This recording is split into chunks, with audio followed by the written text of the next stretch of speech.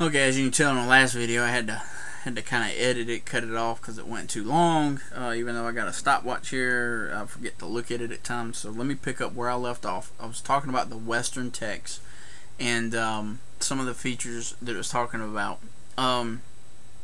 It's saying that the Western text tends to be longer than the Antioch text.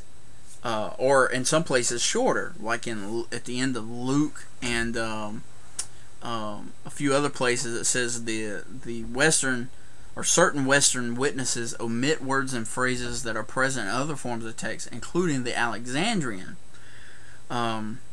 So, you know, what you get from this information is that the Western text tends to have more inconsistencies and, you know, some troubles that the Alexandrian text does not have. And the reason I mention that is because from the King James only perspective, the Alexandrian text is the one that is, you know, that was deliberately produced, you know, corruptly by Origen and so forth, and, you know, that it is shorter than the Byzantine or the Antiochian text.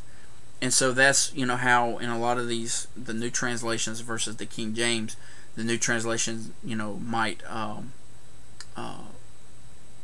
not have, you know, leave off some things that you'll find in the Antiochian or the Byzantine text, which of course came over into the King James.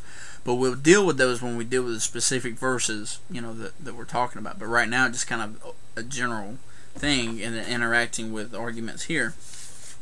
So the point of this, which let me share some of the things that I was talking about the Byzantine, since I did that.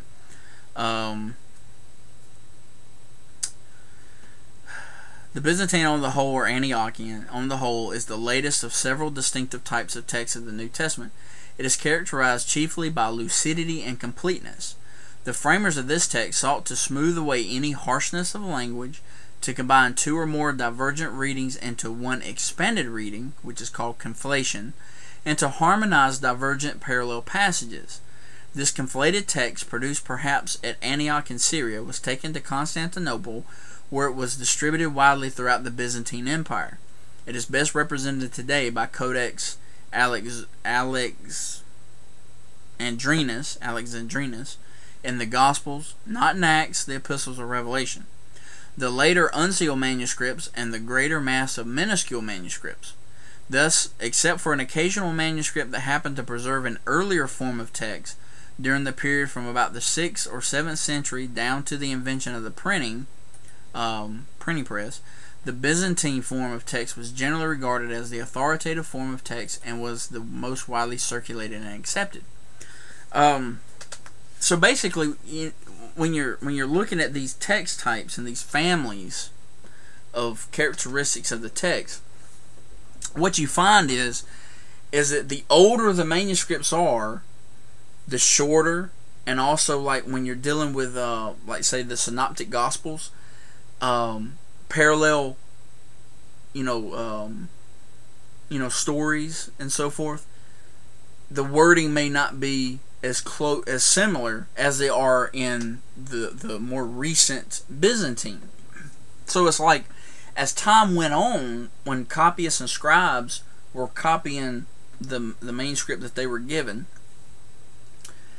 they, for various reasons, would try to smooth out those differences. So they would try to make them sound more alike. Sometimes accidentally, sometimes on purpose. So, I mean, it's very easy to see how that transition has happened through the centuries to the newer ones. And that will kind of come out, I think, a little more evident when we get into the specific verses that the King James only want to throw up as showing the differences between the King James and the newer translations.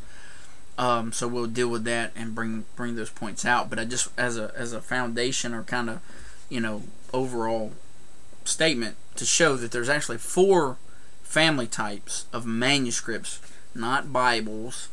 And again,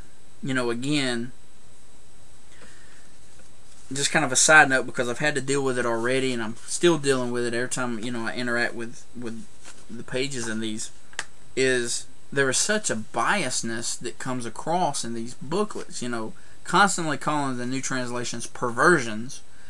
Whereas when you read like Bruce Metzger, you know, who is a scholar dealing with the, you know, with the issues of Greek and manuscripts and so forth, you don't see, you know, that sort of biasness coming across one way or the other. He's just dealing with, you know, the evidence and the facts.